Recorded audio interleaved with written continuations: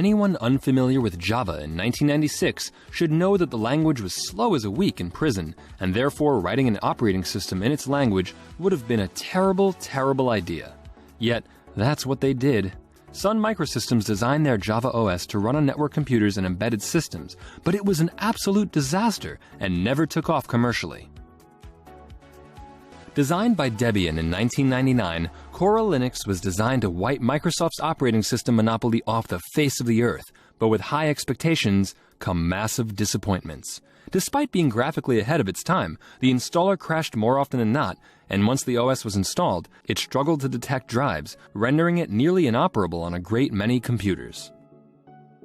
Microsoft's first graphical user interface was certainly colorful, but no one who used it would have many other positive things to say about it.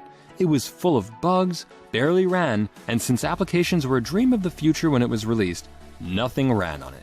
Windows 1 was so delayed that by the time they released it, Microsoft were already marketing System 2.1, which was vastly superior, meaning that anyone who invested in Windows 1 had bought a real donkey.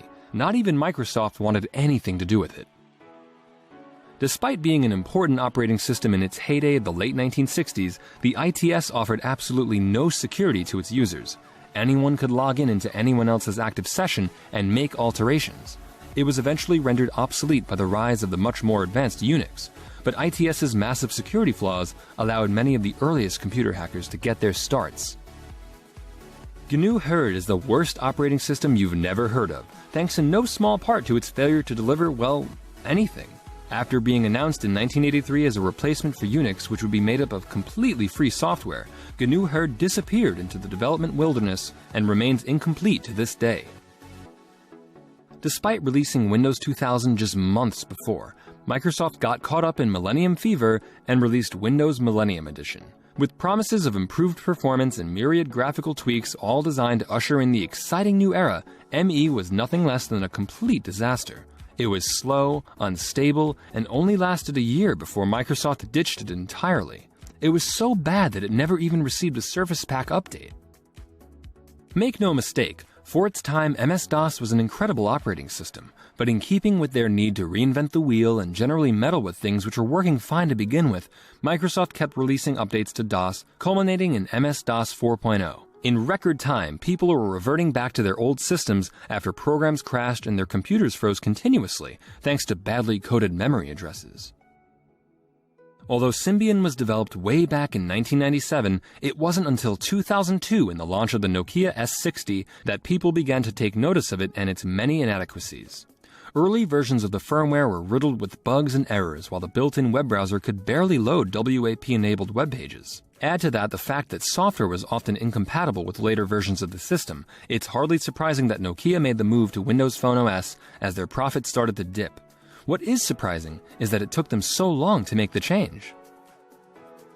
Designed to bring together the user interface features of Windows with the open-source distribution of Linux, LINDOWS was an unmitigated nightmare. Despite Debian expecting many former Windows users to switch sides after the debacle of Windows ME, the cripplingly slow loading times on LINDOWS, coupled with the fact that more than 99% of applications were incompatible out of the box, meant that people were slow to take to it, and it ultimately failed. Although Microsoft eventually paid $20 million to buy the trademark, so it's not all that bad, I guess.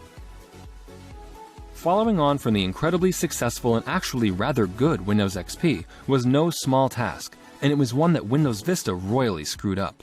Instead of becoming more streamlined and building on what they had done right, Microsoft's new OS demanded absurd amounts of hard drive space and specifications which only around 10 to 15% of home computers at the time could actually stand up to. Windows Vista was widely touted as Microsoft's worst ever operating system. That was, until Windows 8 came out. Again showing that Microsoft rarely learned from their mistakes, they followed up the excellent Windows 7 with an operating system which runs Vista close for its title of Worst OS Ever. Obsessed with making a splash in the smartphone and tablet market, Microsoft Windows 8 was designed to be multifunctional and accommodate every device a user owned. However, its tile interface was unsuited to the majority of home computing, and Microsoft had done away with the desktop, which people had grown to love, including the Start button, meaning that there was a huge backlash against the company's vision of future home computing. They were forced to release Windows 8.1, which reinstated the desktop, but still gave users the option of using the cumbersome tiles.